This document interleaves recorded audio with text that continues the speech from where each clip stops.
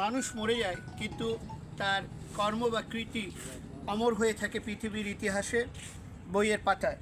আপনারা দেখুন যে এখানে একটি প্রাচীন ইন্দিরা বা ইদারা বা কূপ বা কুয়া দেখতে পাচ্ছেন।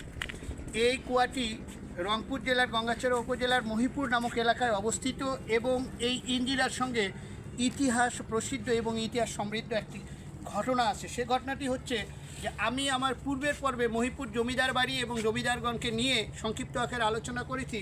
সেই জমিদার বাড়ির 1770 সালে যিনি জমিদারি হিসেবে দায়িত্ব গ্রহণ করেন সেই জিয়াউল্লাহ চৌধুরী কর্তৃক নির্মিত হয়েছিল এই ইন্দিরাটি।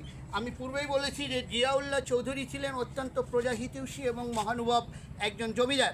তিনি প্রজাদের পানির কষ্ট লাঘবের স্বার্থে এই ইন্দিরাটি বা ইদারাটি নির্মাণ করেছিলেন। এখানে আপনারা ইটগুলো যদি দেখতে পারেন তাহলে এর বয়সকালটা মোটামুটি আপনারা ধারণা করতে পারবেন।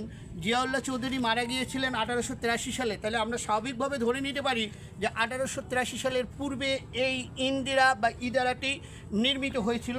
এখানে দেখুন যে প্রাচীন আমলের ইট এবং সুরকি কর্তৃক এই ইন্দিরাটি নির্মিত হয়েছে। এই ইন্দিরাটির পাশেই কিন্তু এখন তিস্তা নদী প্রবাহিত হয়ে যাচ্ছে। আর যে জমিদার বাড়িটি ছিল সে জমিদার বাড়িটি তিস্তা নদীগর্ভে বিলীন হয়ে গেছে অনেক আগেই। তো আসুন আমরা যারা গঙ্গাচড়ার মানুষ আছি তারা গঙ্গাচড়ার হারিয়ে যাওয়া ইতিহাসকে, ঐতিহ্যকে, সংস্কৃতিকে বাংলাদেশের মানুষের সামনে তথা বিশ্বের সামনে তুলে ধরি। এই প্রত্যাশা রেখে শেষ করছি। সবাই ভালো থাকবেন, সুস্থ থাকবেন, এই প্রত্যাশা। আল্লাহ হাফেজ।